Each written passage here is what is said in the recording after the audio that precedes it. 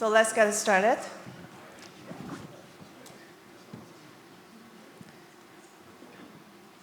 So let's start with self-intro. Share with us who you are and what you oversee. Okay, I'm Gary Zellschmore. I'm an author, philosopher, humanitarian, beginner businessman. That's it. Hadi Al-Alawi, chairman of Al Hayati Group of Company in the Middle East, and also chairman and host of this conference. Hello, I'm Claire Bailey, and I'm the mother and advisor of a fifth-generation family office member from what must be one of the oldest family offices in America, having been founded 125 years ago. So I'll be speaking a little bit about the history of that family later. Hi, my name is Carol Pepper. I'm the CEO and founder of Pepper International, and I create family offices for people all over the world on 5 continents, and I act as a CIO and consultant all over the world on family offices. Good afternoon. My name is Badawi Fouad Dweik. I go BD for short. I'm actually the co-founder of Bluestone Flagship Investors, which is a fractional family office out of Silicon Valley, California. By trade, I'm actually a chip designer, and I'll be sharing some more interesting stories, microchip designer.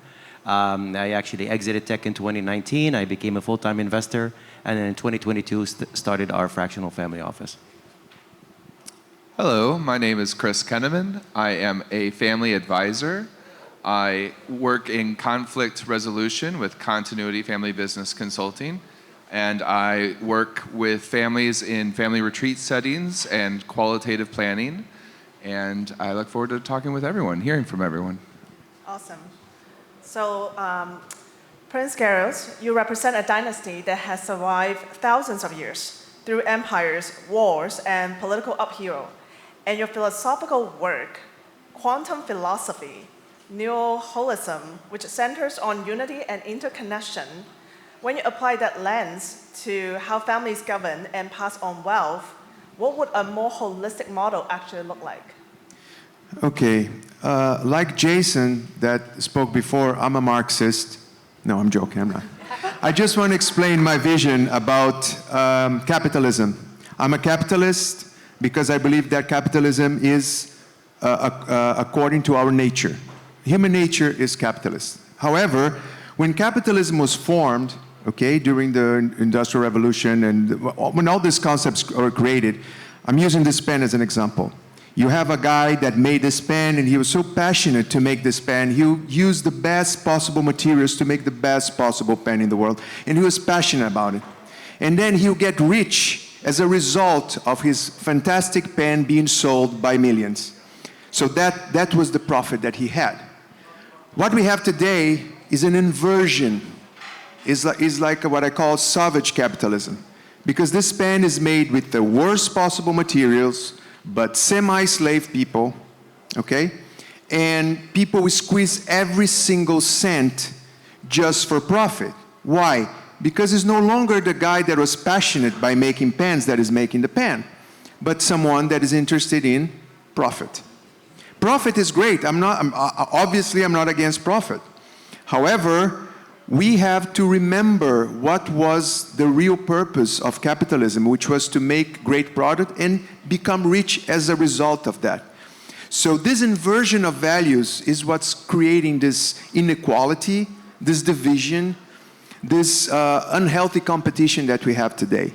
So my philosophy sees things that this division is going to end up like fractioning our society. Is already happening with these echo chambers in social media and things like that. And instead of we cooperate left, right, and center, we are fighting. And in this fight, we can have terrible, terrible results. Thank you. Hardy, I know you have a really unique approach to bring your children into the family business in a way that honors the legacy and their individual passions. Share with us your philosophy and approach. How do you make that relationship harmonious rather than forced? Well, I come from a family of 13 from one mother and father. We are 7 girls and 6 boys. We work in a harmony because our culture in the Middle East that family is a very important thing. And just to give you an example of the respect between family, if we go for a wedding or we go for a condolences or we go for any things, with my father, I am, as I said to you, one of 13. Normally the boys goes only for this because the women go by themselves. So my father in the front, my eldest brothers, my second elder, then I come. We in hierarchy, we never go over the others. So there has to be a respect. And I brought this the same down to my 6 children.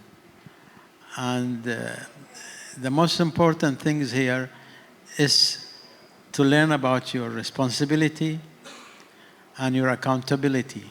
And if you respect these two, you can move on very easy in your business and you can grow. And I always tell my children and even my employee, always consider health before wealth. Because we believe also in our religion, every human being born in this life, God assigned for him a portion of the wealth.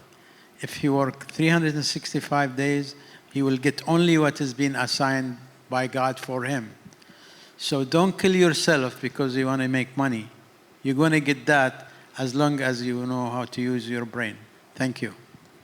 I actually want to ask a follow-up question on that because some of the people here may not know how you designed the business, pass it over to your children, because I remember you mentioned each of your children actually work in a different industry, and that is by design, that so that they don't compete with each other. Is that correct? Yeah, because this goes back, same thing with my father. In 1990, when Saddam Hussein invaded Kuwait, what my father has done, he drew $13 million from his bank account and came to all of his 13 siblings. He said, I'm going to give you $1 million, but there is 2 conditions. First, you have to put it in a business. Secondly, you have to create 13 non-competitive business between you. So if I am in agriculture, my brother could be in construction and so on. I took the same thing here, and I learned a lot from my father that if you want to have a succession plan in your business, you have to put governors and you have to create things which your children love to have. So I created, to start with, 8 iconic business, real estate for my wife. My eldest daughter is fashion. My middle daughter is interior design and furnishing, and my youngest in technology, AI, and graphic design. And the boys, architecture, so I have an engineering company. And the middle one is in finance and investment, and the youngest one is a lawyer by profession. So, but he loved hospitality business, and I created this iconic business and I put them in because they love that thing. So even if I go from this life, the business will continue to 2nd generation, and I hope they brought me 15 grandchildren. It will continue with them also. It's in the same way which started with my father and going on. Thank you, Hardy. Claire, your family has navigated wealth through the Great Depression, World War II, the 2008 financial crisis, a global pandemic, and everything in between. And that is across 5 generations in 125 years. So throughout the time, what has been the biggest challenge that your family has faced? And including the challenge of guiding the current generation of the family office members today? Yes, thank you. Well, I would say that, the whole challenge is to really instill the idea to think globally and act locally. And so the fact that the family business began in 1901 with the founding of the Victor Talking Machine Company, wow, that is better. And it was truly a global company. They were all over the world. It was his master's voice in the UK and in India, and was the Japan Victor Company, which was nationalized during World War I and converted to the JVC Audio Company. So they had really a global viewpoint to the beginnings of the family, starting all the way back 125 years ago. And so when the company was sold in 1929 for 154 million, the purpose was to let's conserve that, and so they invested in municipal bonds to save on state taxes. Taxes are a big challenge to be overcome. They also invested in Panama Canal bonds to save on federal taxes. And what that enabled them to do from then on was to pursue philanthropy, conservatism of environment and animals and wildlife, as well as patriotic and national defense initiatives. So the family since then has been very active in all of those areas. With philanthropy, they really lifted up and helped a lot of the poor people during the 30s and the Great Depression in the Philadelphia area, which is where the company was originally based, actually Camden, New Jersey. And then during World War II, they had the second largest private yacht in the United States, and they used that for covert missions to support the Allies and the united world against, Hitler, of course, which was a very, noble pursuit, obviously. They created the first underwater camera housings for both still and motion cameras, which were used under the guise of the private yacht being used for these covert missions. They also did a lot with regard to conservation of wildlife and habitat in Africa, in principally Kenya and Tanzania. And then finally, locally in the Maryland, Delaware area, they have thousands of acres of farmland, some of which they ended up conserving for migratory waterfowl and ended up winning the Audubon Award for those the sacrificing of their farmland, which was very valuable, is very valuable actually. They're the largest producers of feed for Purdue chickens in the Delaware, Maryland area. So I think the challenges are to train the current generation to think globally but act locally, to take the power of the resources that they have been given to implement that. And last challenge is, what do you do with the current generation? There are 5 in this current generation, my daughter being 22 years old and the youngest, and there isn't really a leader that has emerged so far, although she may be a good candidate. She's graduating University of Virginia next weekend, has a job in DC with a law firm, and is going to be getting a law degree at Georgetown at night. And she's already a dive master, has done conservation efforts in the Caribbean and coral reefs, and is an outdoor enthusiast. So I'm hoping she steps up to lead the next generation to, challenges to leave the world a better place than you found it, and think globally, act locally. So. Thank you, Claire. Carol, you've advised families across 5 continents and built family office from the ground up. After 25 years, what's the pattern that you keep seeing that no family wants to hear, but every family need to? What a great question. What is the thing that no family wants to hear, but every family needs to hear? Is that they have to talk about the things they don't want to talk about. That could be, the brother and sister who are feuding, and it's poisoning the cousins because their parents are taking sides. It could be that they haven't learned enough financial literacy and they're being taken advantage of by their advisors. It could be that the women are being kept out of the room and this is really not helping them. It could be that a divorce is brewing and nobody is paying attention to how that's going to blow everything up. It could be there's kidnapping risk at the beach house and nobody's willing to pay the money to put the security in place. So there, almost everybody, we all have, we're all human, we all have things we don't want to talk about. We all have areas that we don't want to touch. It feels sensitive. It's just going to, make everybody a little bit uncomfortable. But those are the things that can then burst into the world as big lawsuits. So an example of this, which is publicly known, is the Pritzker family. One of the granddaughters of the Pritzker family, an enormous fortune, really felt the trustees were not listening to her when she asked very good questions about how the money in the family trusts was being managed. And they just kept going, oh, they're their little girl, they're their little girl. Well, little girl went off and got herself a lawyer, because who wouldn't back the heir of one of the largest fortunes in the United States? And suddenly, every single family trust document was splashed all over the Chicago Tribune, the Wall Street Journal, and the New York Times. It caused a huge problem. By the time they were ready to negotiate with said daughter, she had had enough of them all and has since sort of separated herself and is going down her own path. But all of that could have been avoided if people took her seriously when she started to say, I'm uncomfortable. I don't like what you guys are doing. Why is the money not growing better? Why are the fees so high? She was asking very practical questions, and people just wanted her to keep quiet. It's like in the stories where some little boy is saying the emperor has no clothing.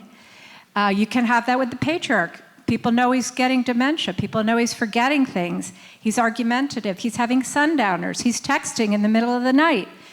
And what's happening is that his ability to be the judge of things is going down, but people don't want to talk about that because they love him.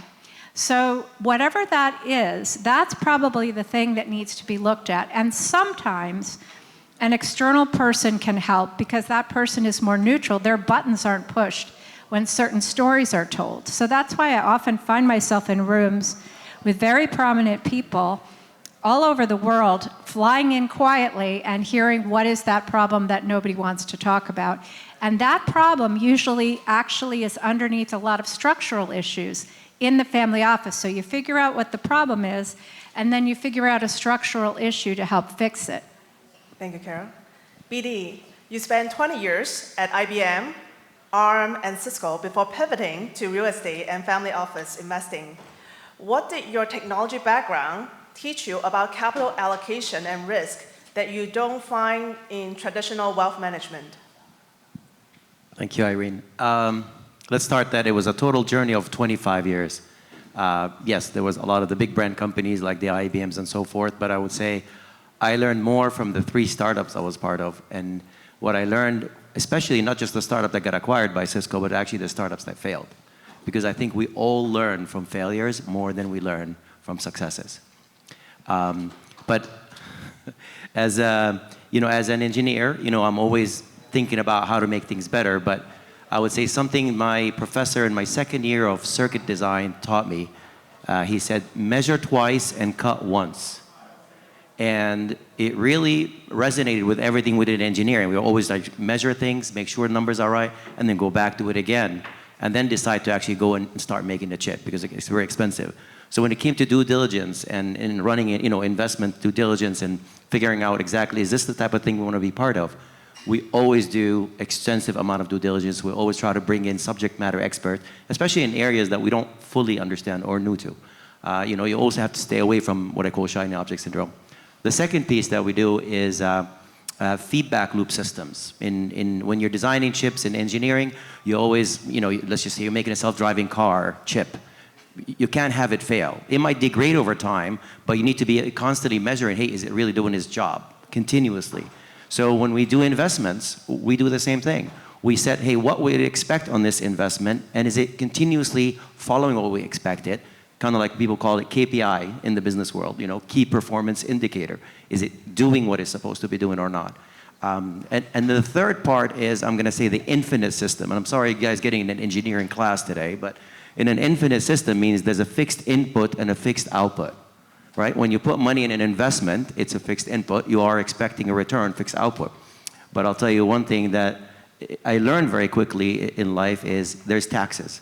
So being able to come up with understanding of the tax systems and do investments that are tax efficient by nature gives you the ability to have a better assessment of where you want to take your investments. Maybe you want to invest from the retirement account, maybe invest from a private family foundation, and so forth. And be able to kind of like slowly get into it, especially when you're investing in something new that you haven't done before. Start smaller, measure back the numbers, and then go back and try to go back bigger. So I would say these are probably the 3 areas that we took from engineering concept and applied it to investments. Thank you, VD. Chris, you have a very interesting background.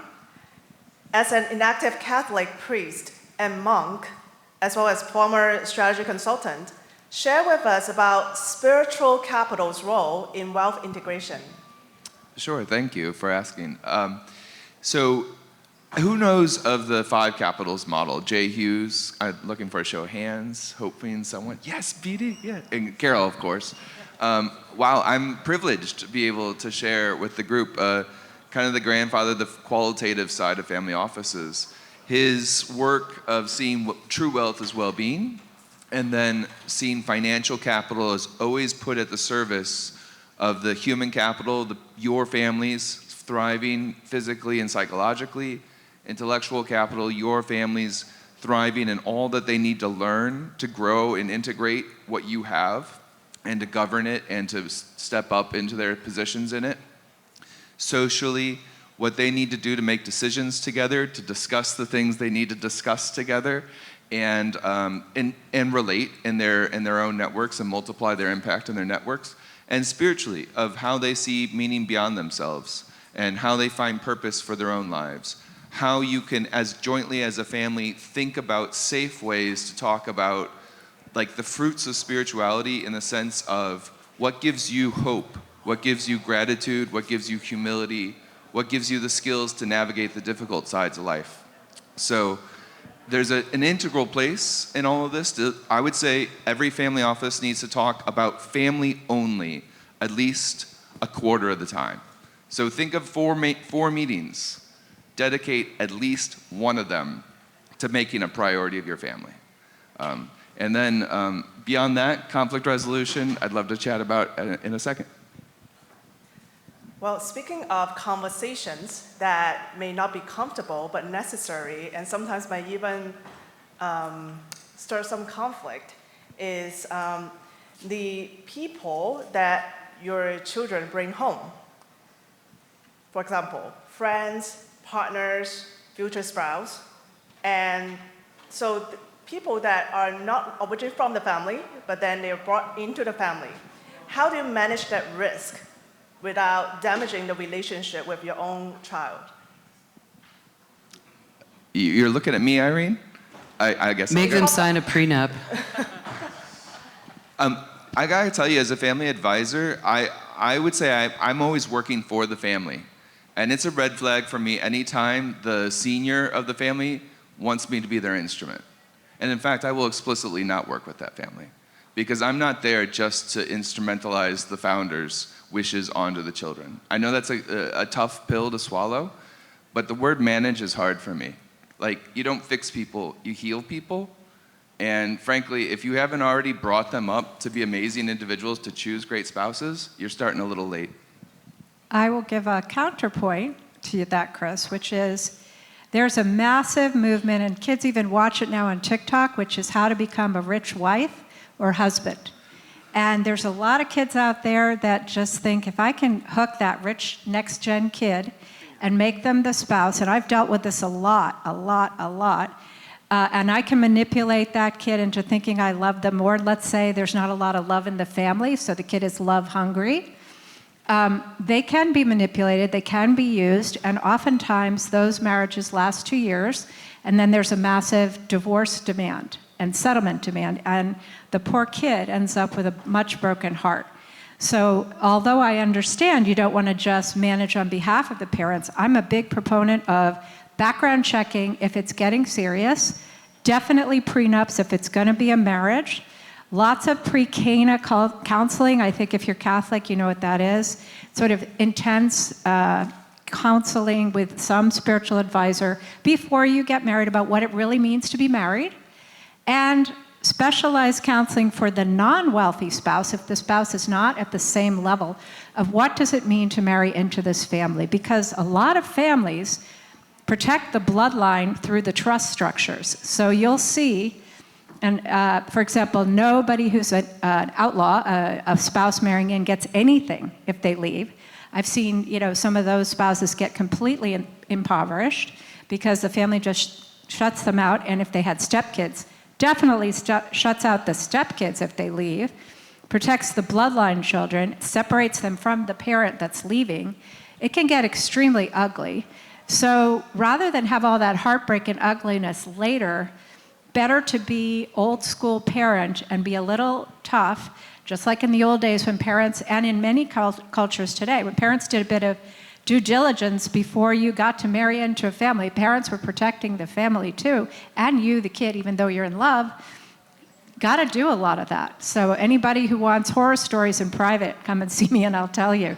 Because you're really protecting the child.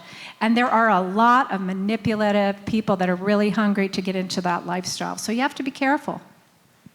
Next question. I want to ask Prince Garros.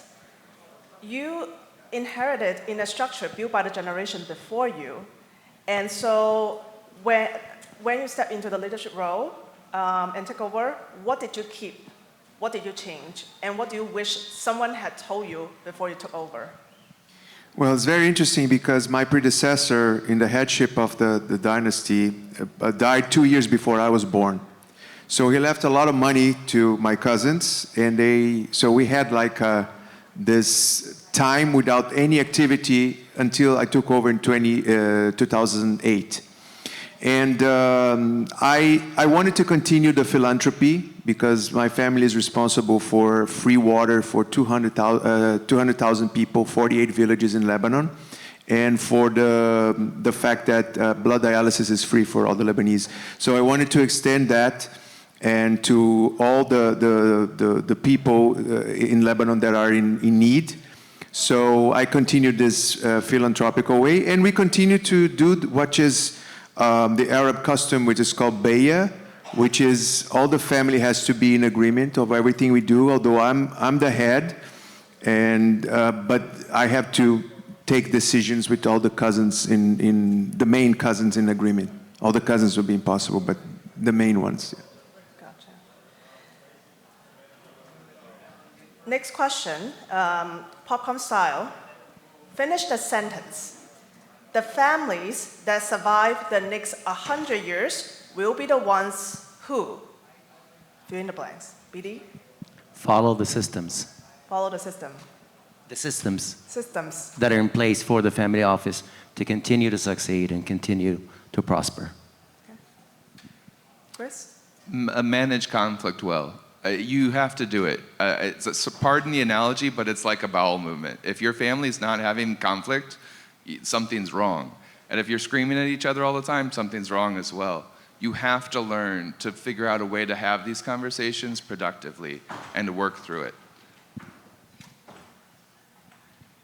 Yeah, I think you can also incorporate some democratic principles into the structure such that, if the system seems to be promoting the wrong person or people in positions of power, that there's some kind of an ability for there to be an override and to just have a democratic process in place that can make sense.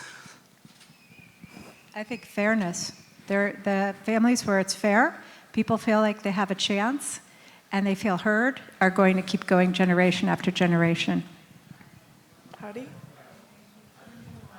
Well, I think the most important things is the two-way communication with the family. And the other thing is the respect with each other. And above all, is to separate the ownership from the management.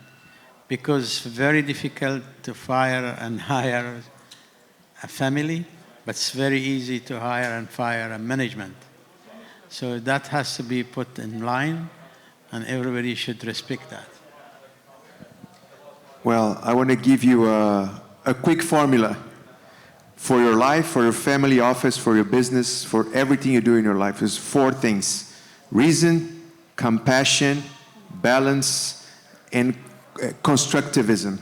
Everything you do, you have to evaluate these 4 things. If you do that, you're going to be sure you're going to take the right decision. Thank you. Thank you, everyone, for sharing your wisdom. All right.